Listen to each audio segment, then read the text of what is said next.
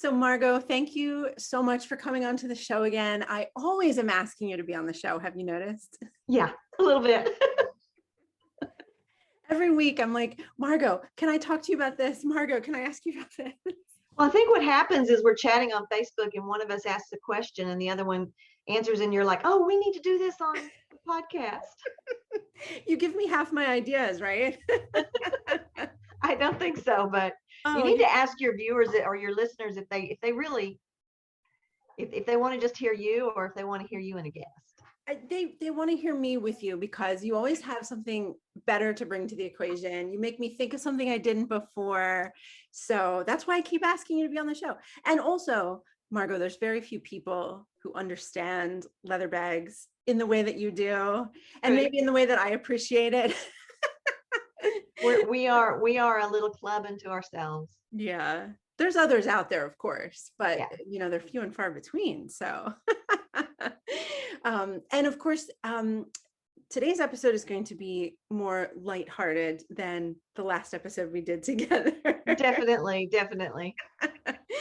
I'd like to talk today about how to buy and sell vintage leather bags. And I feel like you are the expert on this because you do it so often and you've had so much experience in it. So I have a handful of questions that I would love to ask you, and I think our listeners would enjoy learning. So do you mind if I do that? Go right ahead. Did you want to mention that you're filming this? Oh, yes, of course. Thank you. So if you would like to watch this podcast instead of just listen to this podcast, please go to my YouTube channel at youtube.com/Lisa Goddard. Yeah. Thank you, Margo. Okay. Gotta plug yourself. You got to get that in there. You're right. Well, let me plug you for a second. You see these nice earrings I'm wearing? Yes. Who made those? You did. See these nice ones I'm wearing? Oh, you the made same person made these. Collie Wobbles Designs on Etsy. Right. It's funny. I posted a picture recently online in one of our leather bag groups, and a lot of people were like, "Who made that one? Who made that one?" And they were yours. So anyway, you are very talented in what you can do. And I scooped these up before anybody else did. So I'm really, really thankful. Well, I made some more. So if you like them, you can probably find them still on my website. Okay. So it's etsy.com/shop/Collie Wobbles Designs. Yes. And I'm sure you'll put a link below. Yeah, I'll put a link below. Okay. So Margo, tell us, what is the definition of a leather bag that is vintage? And I would like to know, like, is there a certain time frame that it has to fall into to be considered vintage?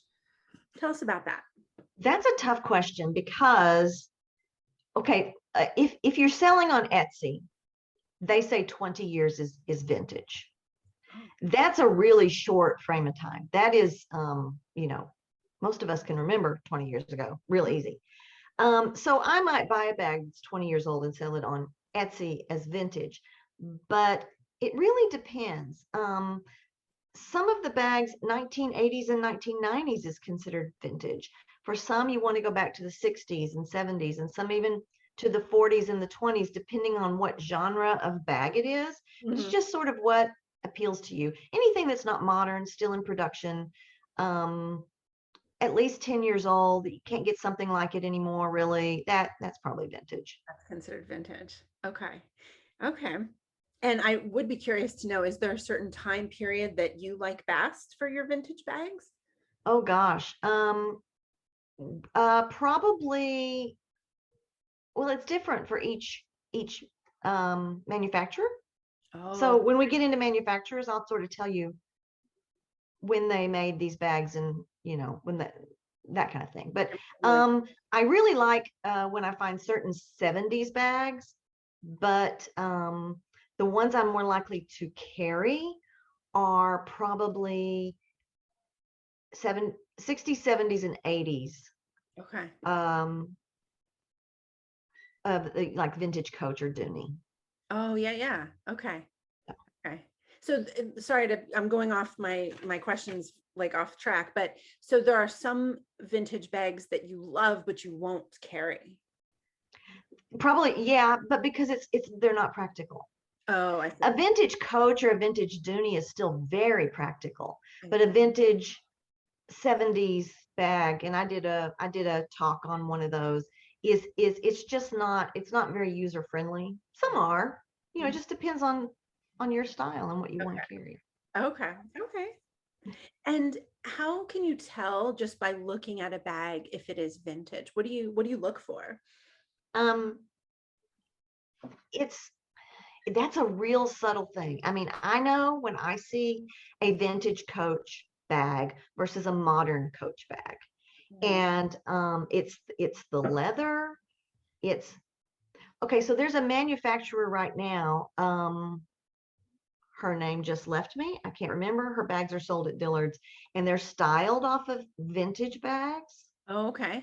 And they have the leather has a different feel. And if her name pops into my head while we're talking, I'll mention it. But Whenever you think that, I can link it down below. okay. But you can see them at Dillard's, and she even says she styles them after vintage styles, which is really neat and really nice and cool, because not everybody is going to the flea market and garage sales and hunting for these things. So you can buy Patricia Nash. That's it. Patricia Nash. Yeah. Okay. So those I just can tell by the feel of the leather. I don't really care for, if I can say that, I don't really care for the feel of her leather. It's a little bit stiff, and I guess that's just age. You know, I'm used to a softer leather on vintage style bags. So but she has some really cute designs, all based on older bags.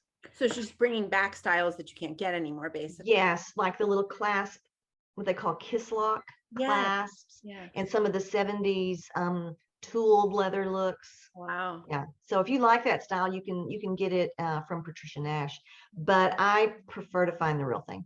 Yeah. And what was your question? So how can you tell? Yeah, so you're looking at a bag, and there must be some key things that your eyes are going to look for to say, okay, this is worth my money. Well, one of the things is, where did you find it? Okay. If I'm finding it at an estate sale or a garage sale or an antique store, it's more likely to be vintage if the other stuff in the sale is vintage. But like if I found a Patricia Nash and I didn't have the label on it and I didn't know, I might pick it up and look at it, and I would see there's differences in the hardware, there's differences in the leather, there's differences in the lining. And one of the key factors is look for a cell phone pocket. Whoa. If you don't see one, that puts it in one step closer to vintage. Now, if you see a little cell phone pocket, that puts it in the early 2000s, because remember those little flip phones we had? Do. And if you see a bigger cell phone pocket, it might be even newer. How about look for those cell phone pockets. You know, your vintage 1980s, 1970s Doonies aren't going to have one. Wow. So that's a key thing to look for to help you date it as well. Yeah. Oh yeah. Yeah. Okay. Now tell me, what are the most sought after brands of vintage leather bags? Okay, so I had my answer to this question, but then I went and I went into YouTube and I typed in vintage leather bags to see what the most videos come up. Okay.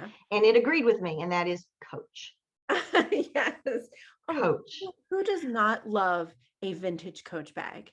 It is amazing. And if you have a chance, Google the name Bonnie Cashin, Cashin. Okay. She is responsible for bringing Coach out of the men's market and into the women's market in the 1960s and 50s.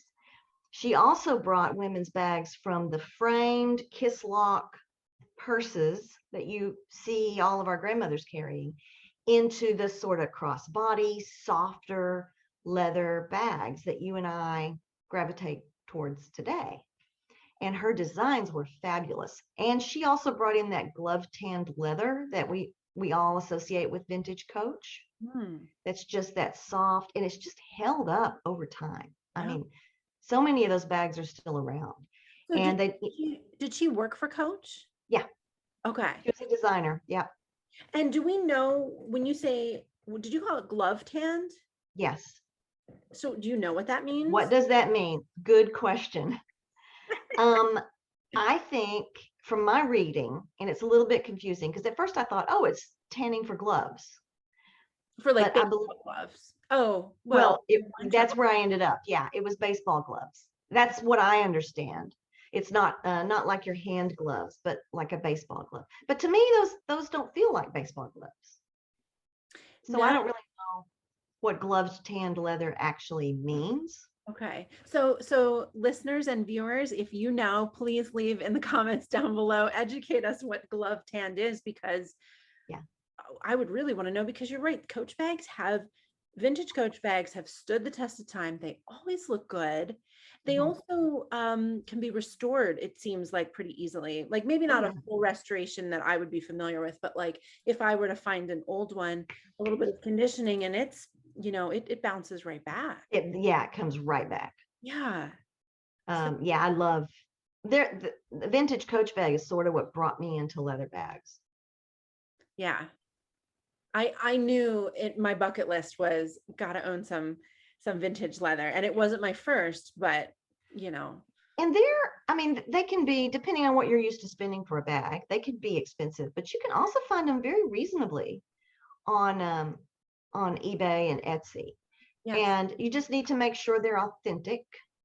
And we'll get into that in a minute. Okay. What was the question? The brands I want to know about. Okay, the second is Dooney and Burke, the old all-weather leather, that you think of, like the greens and the blues and the browns that were pebbled, and then they have a sort of an English saddle trim on them. Yes. They look very equestrian. Yes. Those old Dooney and Burkes. And do you know what year they were from? Um, they vary, but I think mostly they were 80s and 90s. Okay. And then I have a new favorite, which we don't know about in America very often, and that is Oroton, Oroton, and I did a video on these. Okay. You can still find these in the US, but they're probably 80s and before. What they make now does not look like this at all. But it has a neat little vintage look to it, and they're very well made. They're called the Coach of Australia. Really? So, and there's no cell phone pocket. Wow. Nope. There's So, no cell phone pocket in that. no. That is for sure. Wow. Okay. So Coach, Dooney and Burke, and okay. Any others? And well, not by brand. I mean, I'm not into Louis Vuitton and the designers. Okay. And I mean, I hate to say those are the brands, I'm sure there's others out there that I just don't know anything about, but I just gravitate towards Coach and Dooney mostly. But also if I find a bag, making a lot of noise here, like from the 70s, like this one, it's just got that thick leather. If it's a quality leather bag and it's reasonably priced, I will probably pick it up. Just because I know there's a market for it. And it depends on if you're reselling or you're buying for yourself. Yeah. But something like this, I picked this up even though I don't have a name brand to go with it. And for your listeners only, this is a vintage 70s leather saddle bag, very very similar to one I owned as a kid. That's right. I remember that lovely story. I feel like and you could correct me if I'm wrong, but I feel like brand names being stamped and being very visible were probably less popular long ago, because every company was smaller. And we didn't really see brand names as much as we do now. Like, it's amazing. My children are so young and they know brand names so well. They also know the relationship between brands, which is Really? amazing to me. Yeah, like my son will know, like, oh, that's Disney and Pixar. They collaborated on this, but not on that. And therefore the toys are made by Mattel or not. Like, I'm just like, it's just like amazing to me. Wow. Today we're really seeing them as entities. And I feel like long ago, would you agree that they were more smaller businesses and therefore they didn't really brand them as much? Yeah, when I think about vintage bags that I pick up, and not always leather ones, you have to open them up and look inside to see the name. Yeah. And it's all usually on a little tag, like in the back of your shirt. It's the same kind of little tag inside. It's usually on the pocket. Okay. And it's not on the outside of the bag. Putting branding is a really pretty a new I can't speak. It's pretty much a new thing. You know, you see these Coach bags with the C's all over them and the Michael Kors with the MKs and the Dooney. No, it was, who was it that Gucci, G's all over there. Yes. I wonder I where think it all started. I read somewhere that it had to do with counterfeiting and that you can't necessarily, it's easier to copyright a logo. And so they would just put logos all over everything to copyright their bags. I don't know if that's true. I read it somewhere. Interesting. Okay. But I don't like it. I don't like the C's and the MKs and all that all over my bags. It's a little much. Okay. So speaking of that, speaking of counterfeiting, how do you identify a fake if there is one in front of you? Okay, well, vintage Coach and vintage Dooney are often faked. And one of the things you can do for a Coach is inside the Coach bag, inside the pocket is the Coach creed. It's written right inside that pocket. Under that creed is a number. Now you can look online. If you're going to be looking for vintage Coach bags, look online and see what the proper wording for that creed is, what the numbers should look like, and just educate yourself as to what that is. You can often tell a lot of times too by feel. The vintage Dooney bags, they have the all-weather leather, which is that sort of pebbled, it's usually a color like green or blue or brown or black. And then the edges have a piece of, what can I think? British tan, smooth edging. That to me, the fakes, that leather on the edge looks orange, real orange. Really? Instead of brown. If I had two side by side, I could show you the difference. But to me, that's the first thing that I notice when I pick up a fake Dooney. If that leather on the side does not have it, that specific patina, then it's probably a fake. Also I'm sorry to interrupt you. Can I just ask, these fakes, were they made at the same time as, are these vintage fakes? They were made at the same time as the vintage bag, or were they made long later? Probably at the same time. And they're being sold out of the back of people's vans and stuff like that, but they may still be making, I don't know, I see them at estate and garage. I see more fake Dooneys than I see fake Coaches. Okay. I don't know why. There's a lot of idiosyncrasies to the logo, and you can look that up online, how to spot a fake Dooney. The other thing that I look for is I open the bag up and I look for there's a little tag inside that's red, white, and blue, and it'll have the Dooney and Burke logo on it. If you lift it up, there's a number on the other side. And that doesn't necessarily mean it's not a fake, but that's something to look for inside the bag.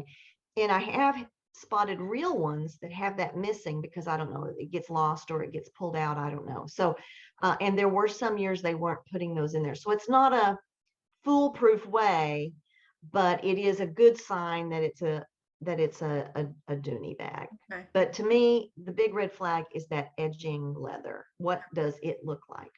How about that? And of course, if you pick up any of these bags and they're not leather, or the leather's peeling, I see a lot of like fake Coach, modern fake Coaches, and the leather's peeling, or you can see it's worn off and it's not even leather. Yeah, that's not a real bag brand. I don't think I have this on my questions, but may I ask you, when you pick up a vintage bag, it looks pretty authentic. Does it have a scent to it that you can detect?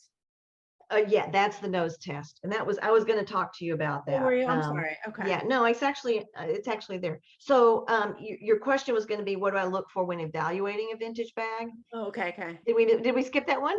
Maybe I didn't get to that one yet. Okay. But first is condition. If it's torn up, I'm not going to get it. If it's beyond repair, I'm not going to get it. But the second is the smell test. And I stick my nose in bags. And the problem is, and I got caught by this one time, is if you're in the house, like an estate sale, and you're in the house of the person who owned the bag and they were a smoker, you've already gone nose blind by the time, you know. So I stuck my nose in this bag. I'm like, oh, that doesn't smell. And then bought it, took it home, and it reeked. I mean, Lisa, we're talking the worst, strongest smoke smell. And I didn't smell it in the house at all. Wow. And I tried charcoal packets in that thing for months. I tried putting it in the sun. Finally, I eventually took it apart for the leather and I washed it.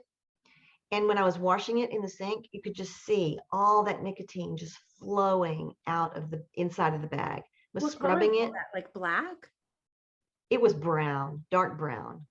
And at first I thought, is this dye? No, it was nicotine.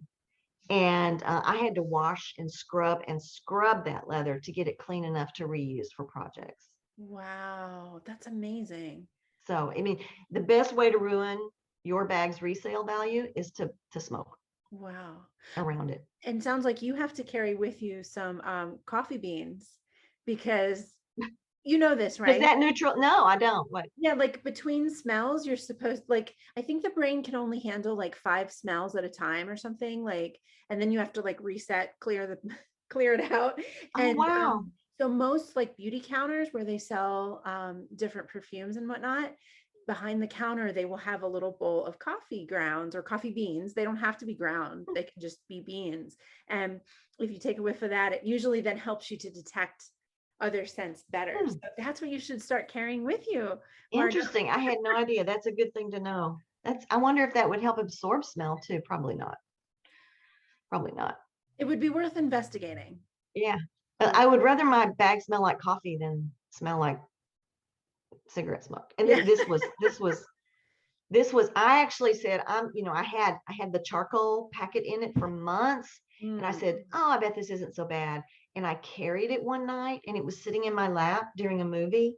And even there, it was getting into my nose. And I was like, and you can't put your bag on the floor in a theater. So I was making me sick. Oh, It's just wow. Yeah. unpleasant. Oh, and the third thing I look for when considering a purchase is resaleability, because I'm buying to resell most of the time. Okay. And I want to get something that I think can be resold. Because this helps fund your leather bag. Absolutely. Absolutely. I might buy a bag I don't like, but I think I can sell it to buy a bag I do like. That's right. That's smart. And so my next question was, where do you find most of your vintage leather bags? And so it sounds like yard sales and estate sales, right? Yeah, it's estate sales. A lot of people do resale shops. Okay. I haven't had good luck at resale shops, but I'm not real consistent with it. And so yard sales, estate sales, and resale shops. And then the thing about yard sales is almost every yard sale with clothing, like you'll drive by and you'll say, oh, that's mostly clothing. There's almost always bags too. Oh, really? And so it's worth stopping. Even if you're not looking for clothing, it's worth stopping. And they all tend to display the same way. They have their clothing rack, and then on the rack, they'll be hanging their bags. Now, a lot of times there's also a box, and this box is usually on the ground, and it'll be full of bags. And dig in those boxes. I have found really good vintage bags at the bottom of those boxes. And then, of course, a lot of times, sometimes they'll have them out on a table, or if they're really nice bags and they know they're nice bags, they'll have them inside next to the checkout. But look for those boxes of bags. Okay. Because there might be a treasure in the bottom. Okay. And clothing is the thing you see first that brings you in. Yeah. And a lot of times, because I'm not looking for clothing, I'm looking for vintage household goods. I might not go to a sale that has clothing, but now that I'm looking for bags, I'm more likely to stop at that sale. Okay. Wow, that's really interesting. I wish I could go yard sailing with you on a Saturday morning if we lived near. Oh, I tell you what, I kiss a lot of frogs. Sometimes there's nothing. I'll go to sale after sale after sale, and there's just absolutely nothing. But so it's not as exciting as it sounds, but I enjoy it. How much is an appropriate amount to spend on a vintage bag, do you think? It depends. Okay. I'm reselling. But if you're not reselling and you're looking for a specific bag, you have to know in your own head what your limit is. Know Okay. what the online prices are. And Yeah.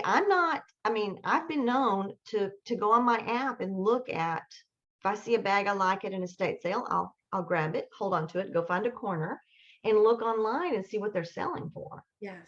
Now with eBay, you want to make sure you're looking at sold items because people list them for crazy amounts Oh, sometimes. that's true. That's You true. need to make sure you're looking at sold items. And the problem a lot of estate sale and garage sale people, a trap they fall into, and they'll say, when you're asking, when you go down on this, they'll say, oh, well, that's listed online for whatever. And they're looking at the listed price, not the selling price. So That's true. sometimes if I know it's really not worth that, I might pursue that and say, well, is that what it's selling for?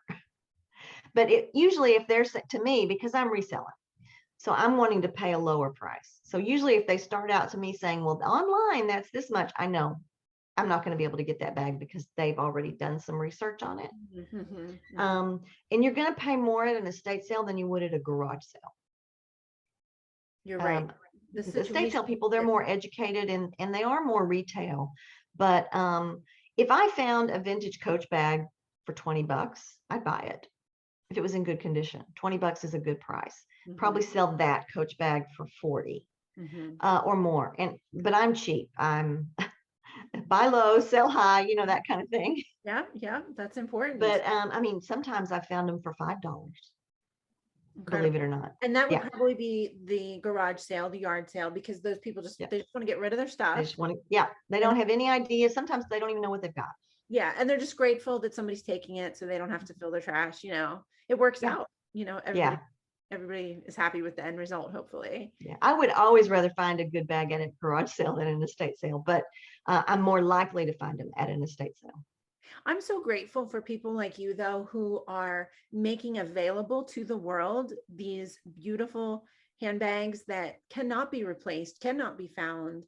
I'm just so grateful for that because back when I was, I have a small collection of vintage Coach bags. And when I was starting to look, I was so grateful that people have found these at estate sales and yard sales and garage sales, and they're putting them online to make it available to anyone. And I just think that's really cool. I And think it's great that we can find anything we want now. yeah. I mean, back in the day, if you found in a book, you saw a list of vintage Coach bags, you might never find that just out going to antique stores and stuff.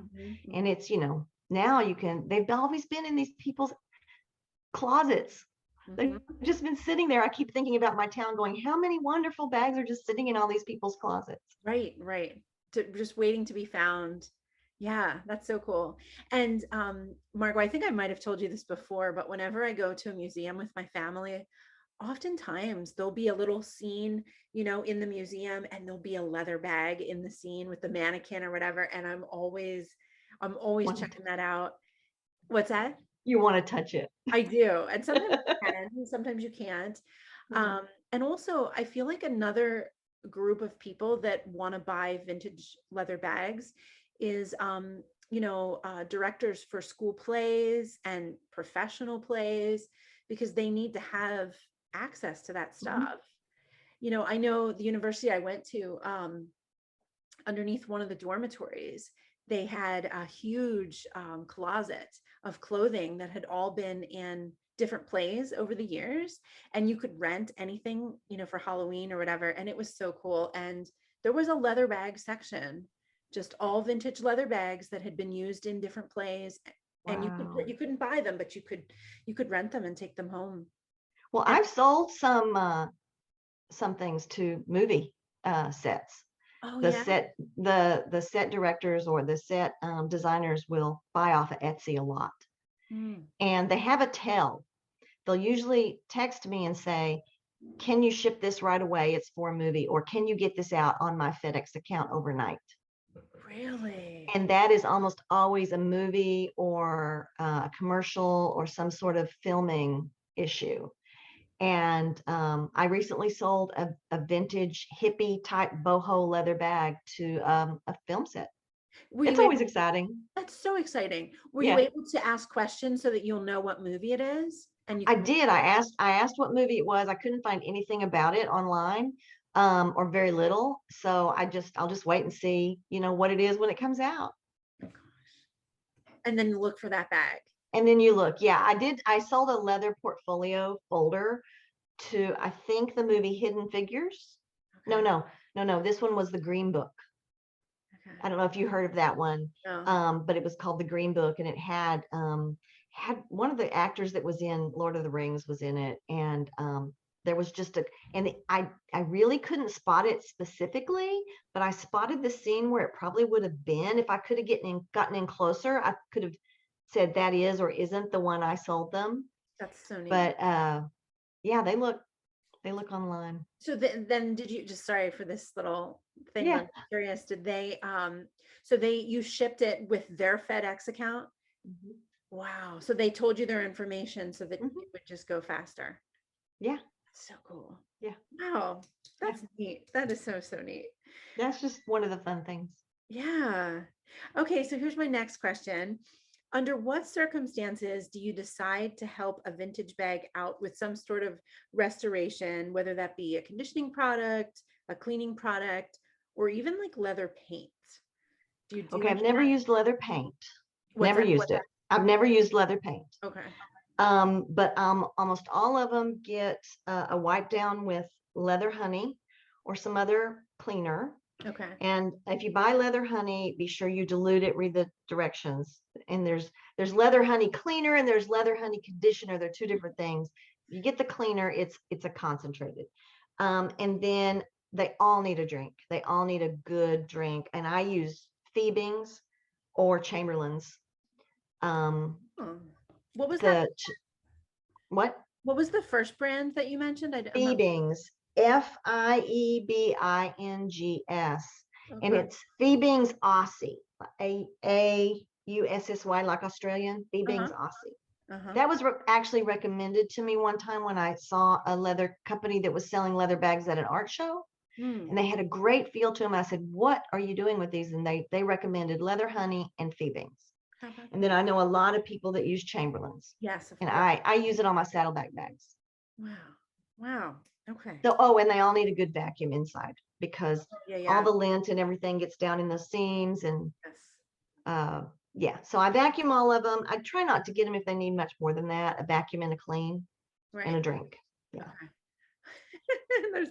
They're so thirsty. They've been waiting Yeah. for you to take care of Oh, you can just tell old leather that's just saying, give me some moisture. Yeah. Margo, do you have any experience removing mold from leather? Would you ever buy a vintage bag knowing that you've got mold, but you think it's worth it and that you can take care of it? Have you ever done any of that? No, I don't. And I would walk away from mold, I think. And But not a bag. I would never buy a bag with any sign of mold, and I've never had one with mold. right. Okay. Well, that's great. Of course, it always can happen where you get home and then you realize it has mold. Then you have to decide, am I going to toss this or attempt to treat it? And of course, our listeners and viewers might know that just recently on the podcast here, I did an episode on how to get mold out of leather. You know, you want to mitigate it as best you can. But I do feel that if you're then in an environment that is temperature controlled, I don't think it's going to continue, you know. It does suppress Yeah. the mold growth. And I keep all my bags inside, always have, in a climate controlled Yeah. place. I used to have a barn that I stored my other vintage goods, but now everything's inside. But I never put leather or cloth or paper out where it could grow mold. Yeah. Okay. Okay. Very cool.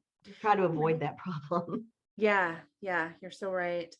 Um, okay. Let's see what next question I have here.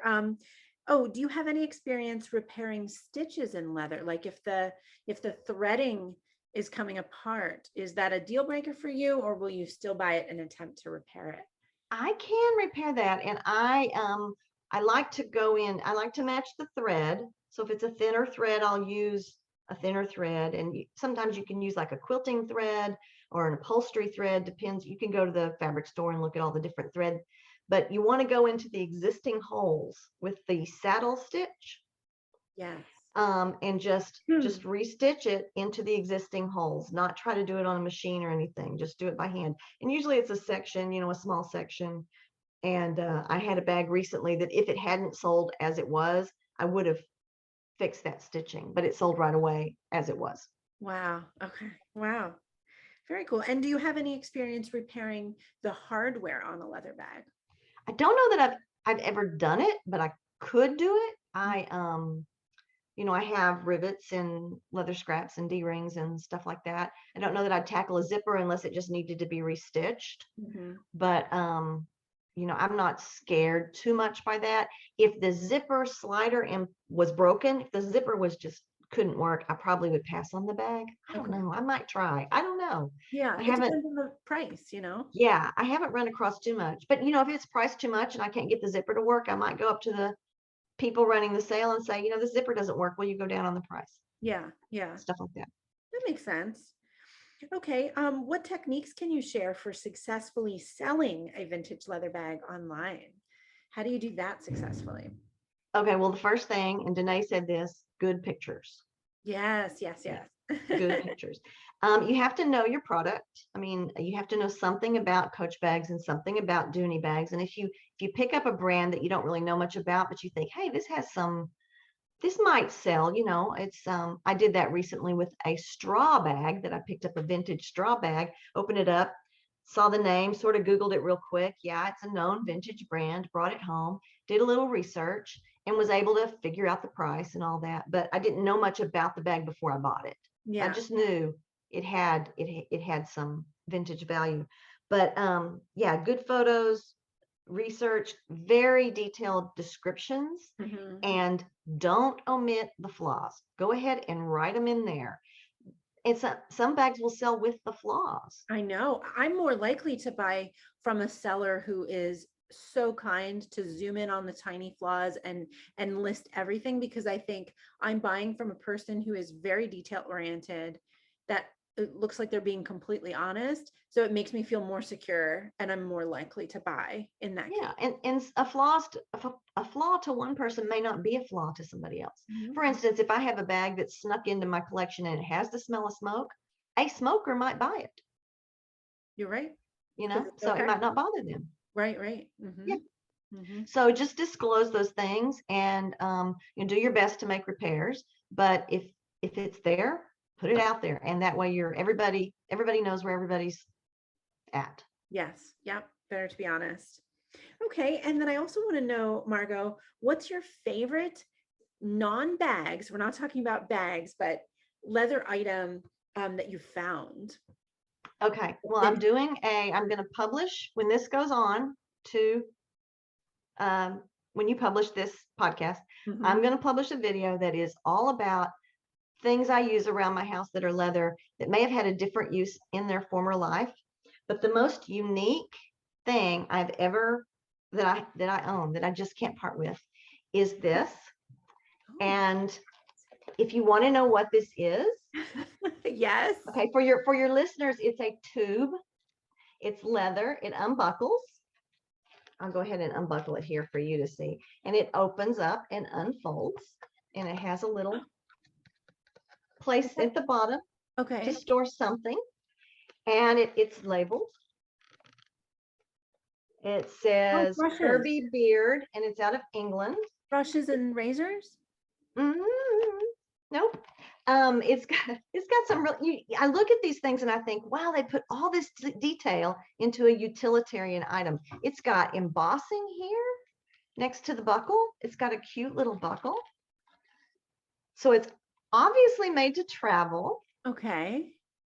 And that's all I'm going to tell you, unless you tune into my video that I post at the same time you post your podcast. Then you can find out what it is. But it's just one of the many things I have around my house that are leather, because I love leather anything. Okay. And that's probably the most unique thing I've ever found. Really? Okay. So let me just ask this. You don't have to tell me what it is, but when you found it, did you know what it was? I think it may have said so on the tag. Oh, no. There were some items inside that told me what it was. Oh, really? There were some items in it. Yeah. Okay. And I said, oh, that's what that is. Okay. Yeah. Man. And it's veg tanned, and we can, I don't know if you're picking this up. Oh, yeah. You can hear the squeak. from your last video or we last love podcast. we love the sound of a good veg tan A bag. good squeak. Yeah. Yeah. That's not to say that, creme tan isn't good too. I enjoy Oh, the whole range. if I was going to carry a purse, I would prefer it not to squeak, I think. But just hearing that just reminds me, oh, this is veg tan. Oh, Margo, this was so much fun. Thank you so much. Now I feel like carrying a vintage bag today. I think I should. You should. Oh, So, well, thank you so much. And I know it won't be long before I'll think of something else I want to talk to you about. well, just so people will know where to view my next video, which Yes. is about leather stuff around the house. Its YouTube channel is RoboJunker, RoboJunker. And that's where you'll see that video, and it'll go up the same time Lisa puts this podcast up. Okay, great. So I'll make sure I link that down below so people can head over there right now and check out that video. Yeah, please do. Well, thank you, Margo. This was so much fun. It always is. It always is.